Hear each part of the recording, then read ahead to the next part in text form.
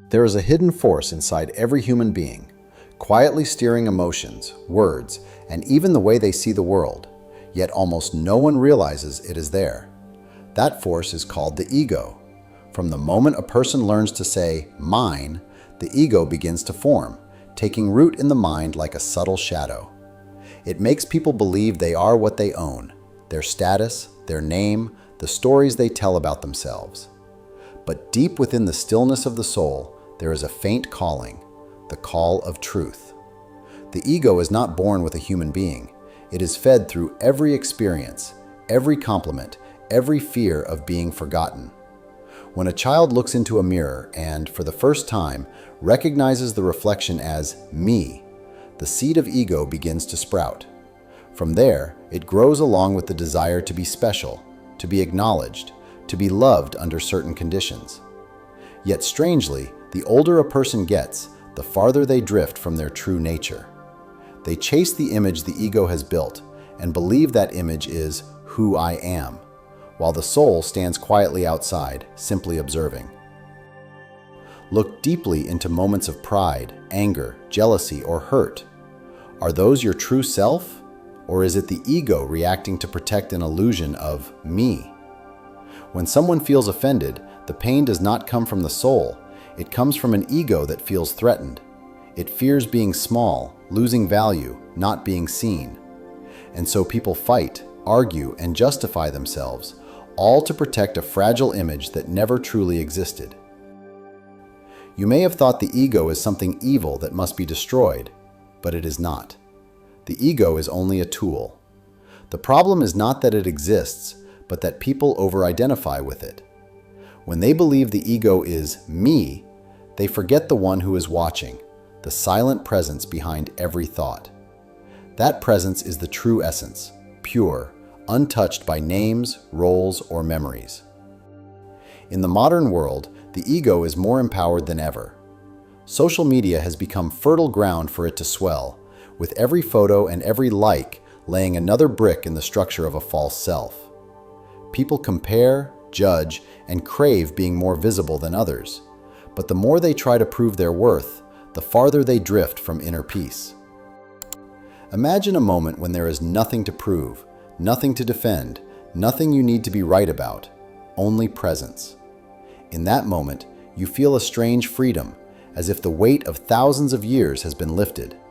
That is when the ego is seen through, and the light of awareness begins to seep in.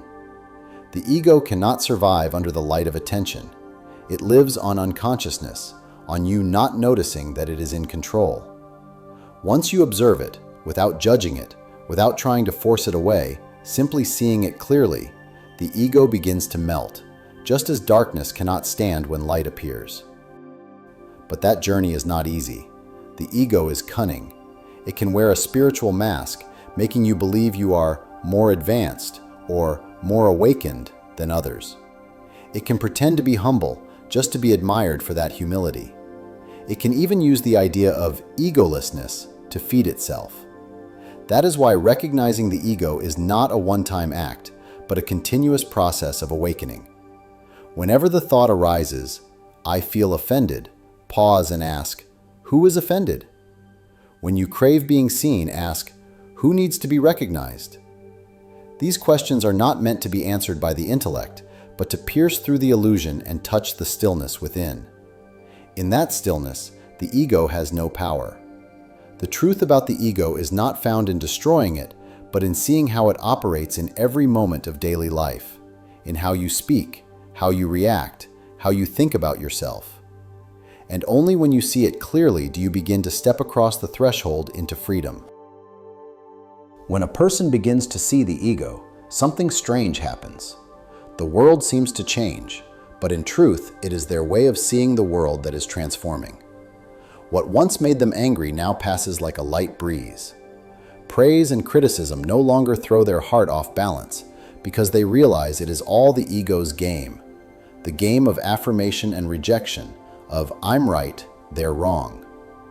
With deeper awareness, one begins to understand the ego needs conflict to exist. It needs someone opposite it to mirror itself. Without anyone to compete with, to argue with, to compare to, It feels empty. Yet within that emptiness lies the chance for liberation. When there is nothing left to push against, the ego loses its fuel. And if you dare to stand still in silence, dare not to react, dare to let the wave of emotion pass, you will discover that behind all the chaos there is a vast stillness, like a motionless ocean. That is where the soul truly dwells. The ego can only live in the past and the future. It is made of memories of what has happened and imaginings of what might come. The true being, the soul, exists only in the present. When you are truly present, the ego disappears. Try just once to feel this moment, your breath, the sounds around you, your heartbeat, with no interpretation, no comparison, only feeling. In that attention, you touch something no words can describe. That is freedom from the me. And then you understand. No one needs to become special because you already are everything. But the ego does not accept this truth so easily. It resists. It whispers in your mind that you will lose your drive, that without the ego you will have no ambition, no personality. This is its most subtle lie. Because when freed from the ego, a human being does not become empty. They become authentic. They act not out of fear or ambition, but from the natural impulse of consciousness. They no longer act in order to be loved. They act because love is flowing through them. Then action becomes meditation, speech becomes prayer, and their very presence radiates peace. You may have met someone like this, someone who walks into a room and without saying a word, makes everything around them feel lighter. That is someone who has seen their ego and no longer lets it run the show. They are no longer bound to the need to be someone. They simply are. They can smile in the face of insult, not out of weakness, but because they know nothing real has been harmed. What is offended is only an old image, a role they once mistook for themselves. When you understand this, you begin to see the world with new eyes. Everyone around you, parents, friends, enemies, is being driven by the ego to varying degrees. They react, they rage, they feel wounded because they believe the ego is who they are. But if you look deeper, you will see within them the same light that burns in you. And so, instead of judging, you begin to feel compassion. You understand that the one who hurts others is themselves in pain. You are no longer pulled into the ego's drama. You stand outside it, watching with loving stillness. In that state, forgiveness becomes natural, effortless. Forgiveness is no longer a noble act, but the natural outcome of awakening. Because there is no one left to forgive, only the understanding that it was all the ego's game, trying in its own way to be seen, to be acknowledged, to be loved. And when you see this, fear begins to dissolve. You no longer fear loss, or being forgotten, or failing. Because how could you lose what was never truly yours? The ego draws boundaries, but the soul knows none of them are real. When all boundaries dissolve, only unity remains, between you and the world, between the watcher and what is watched. In the moment when all boundaries dissolve, what appears first is not emptiness, but a strange familiarity, as if you had just come home after a long lost journey. Because that is where a human truly belongs, where the soul has never actually left. It's only been covered by the thick fog of the ego. And in that instant, every idea of winning and losing, better and worse, right and wrong suddenly becomes meaningless. One realizes that everything that ever caused suffering, anxiety, or jealousy arose from a single illusion, the illusion of being a separate entity. The ego survives on that split. It needs an other to exist. Without others, the very notion of me collapses. But when you look deeply, you see there is no other at all.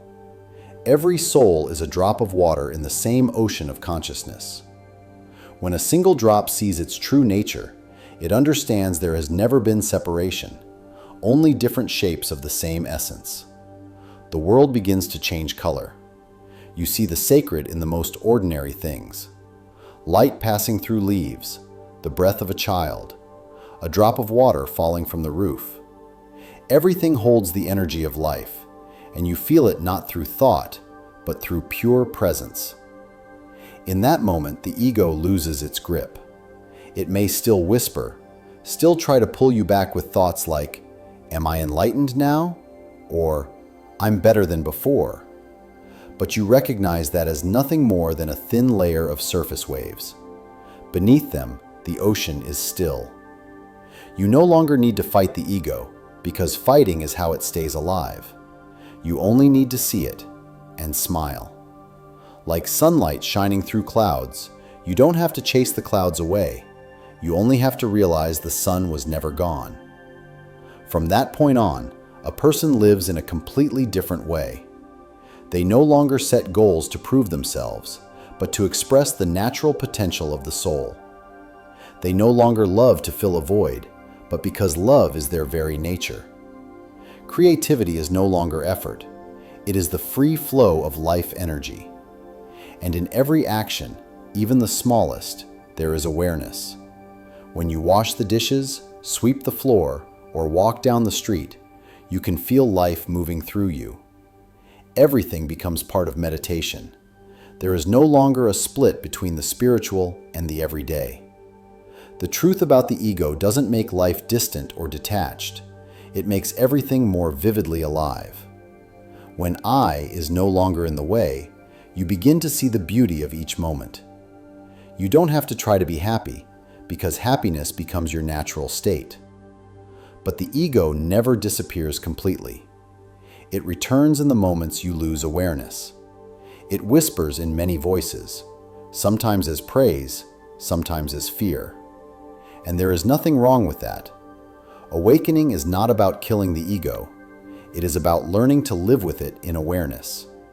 You can hear it without following it. You can feel anger without having to react. You can see pride without feeling ashamed.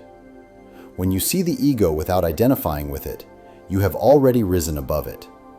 You don't need to pretend to be humble or try to be perfect. You only need to be honest with every emotion, watching them the way an audience watches a play. Each emotion comes and goes, but the watcher remains. That watcher is pure awareness, the part of you that cannot be hurt, cannot be lost. And that is who you are, before the world ever called you by any name. When someone lives from that place, they become a source of light. They don't need to preach or prove anything. Their very presence can awaken stillness in others. Because light never tries to shine, it simply is. When the inner light is lit, a person begins to see that their whole journey, with all its pain, failures, and wounds, has never been meaningless. Every event that once brought them to their knees was actually a doorway into deeper awareness. The ego has been a harsh teacher, forcing the soul to see itself through suffering. Without those moments when the ego shattered, a person would never be willing to let go of the illusion of me. In that sense, even pain is sacred. It is not an enemy, but awakening in disguise. Looking back, you can clearly see how the ego has been steering your life. The choices driven by fear, by the need to prove yourself, by the obsession with being acknowledged. It kept you running, never feeling enough.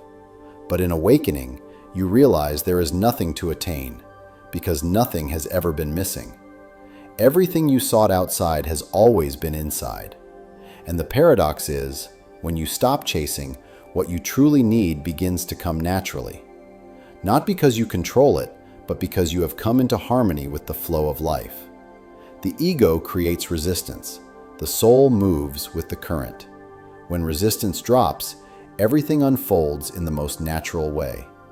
Life is no longer a series of battles, but a dance. You begin to see that every person you meet, every event that occurs, is a mirror. Every interaction reveals a part of the ego still hidden in you. The one who makes you angry shows you a wound that hasn't healed. The one who makes you jealous reveals a place in you that still craves recognition. Instead of fighting them, you begin to thank them, because they help you see what you yourself have not dared to face. This is the true path of liberation. Not running from the darkness, but shining light into it. The ego is afraid of being seen because when the light of awareness shines on it, it has nowhere to stand. You don't need to destroy the dark, you just need to switch on the light. And each time that light comes on, another layer of illusion dissolves. Another piece of the wall between you and life falls away. The truth is, the ego is not the enemy. It is the shadow of light not yet recognized. When a person embraces both the light and the shadow within, they become whole. There is no need to choose sides, no need to keep trying to be better, because they understand that everything is an expression of consciousness exploring itself. From that understanding, a new compassion arises, not only for others, but for oneself. You begin to forgive your old mistakes, the times you hurt others, the moments when the ego took over and made you blind. Forgiveness stops being an effort and becomes the natural result of understanding that you were unconscious. In awakening, you can no longer harshly judge the unconscious because you know everyone is on the same journey home. Some walk faster, some slower, but eventually all will see the truth. No one is left behind. That is the beauty of consciousness. It is so vast and compassionate that it even allows confusion to exist, just so it can be recognized in the end. From this point, you can live in the world without being bound by it. You can work, love, create, and build, but you are no longer driven by the need to prove yourself. Every action becomes transparent. You don't have to wear any role because you know who you are. And strangely, the moment you no longer need to become someone, you become everything. The ego once made you believe that power lies in control, but true power comes from letting go. When you release your grip, life becomes simple, yet so profound it's almost unbelievable. No more tension, no more forcing, no more defending an image. What remains is presence, still, clear, and full of love. That presence is not some distant state reserved only for spiritual masters. It is a natural capacity in anyone who dares to pause and listen to themselves. When you no longer chase the ego's call, no longer strive to achieve something, you begin to hear the subtle rhythm of life. Each breath becomes a song. Each gesture becomes a quiet ritual. Everything is so simple it's almost invisible, yet inside it holds a profound power, the power of stillness. We were taught that we must struggle, strive, and push to survive. But in stillness, you realize that existing at all is already a miracle. There is nothing to prove, nothing more you must become. The beauty of life doesn't lie in making it perfect, but in seeing the perfection already present in every imperfect moment. The ego always wants to control, define, and hold on. But life only opens to the one who knows how to let go. And when you truly let go, something miraculous happens. Fear falls away. Death, once the deepest obsession of the ego, becomes just another chapter in the play of life. When you understand that you are not the body, not the memories, not the passing thoughts, you see that death cannot touch you. It can only take form, but never essence. The soul does not die, it simply changes its garment. Fear dissolves, and in that open space of silence, primordial love is born. Not conditional love, not attachment or possession, but boundless love, love that recognizes itself in everything. When you look into another person's eyes and recognize a familiar light within them, you know you are no longer separate. In that moment, every barrier falls. There is no me and you, no above or below, only one reality where everything is breathing together. When you live from that place, every action becomes an expression of love. You can speak truth without harming, listen without judging. You don't have to try to be good, because goodness is no longer a goal, it is your natural state. The ego once created the concept of morality, but as the ego dissolves, morality becomes invisible, not a set of rules, but the effortless flow of compassion. Every word that rises from stillness carries healing power. Every glance, every gesture holds the strength to move hearts. you begin to see that the world doesn't need more smart people. It needs more awake people. True wisdom doesn't come from information, but from the union of mind and soul. From there, people act not out of fear, but out of understanding. There is no more reacting, only responding. No more running, only accepting. Acceptance is not surrendering in defeat. It is recognizing that everything has its perfect place in the larger picture. Both light and shadow are needed. Without the night, we would never truly see the beauty of dawn. When you understand this, you stop fighting life. You can shed tears without feeling weak, fail without feeling small, lose and still feel grace in every breath. That is true freedom. Freedom not from controlling life, but from letting yourself be carried by the current of the universe. At the end of that journey, you don't become someone else. You simply return to yourself. Nothing added, nothing taken away. The truth about the ego was never an invitation to escape the world, but a wake-up call to live in it with an open heart. When the ego fades, only pure presence remains. Life, looking at itself through your eyes. Thank you for watching. See you in the next video.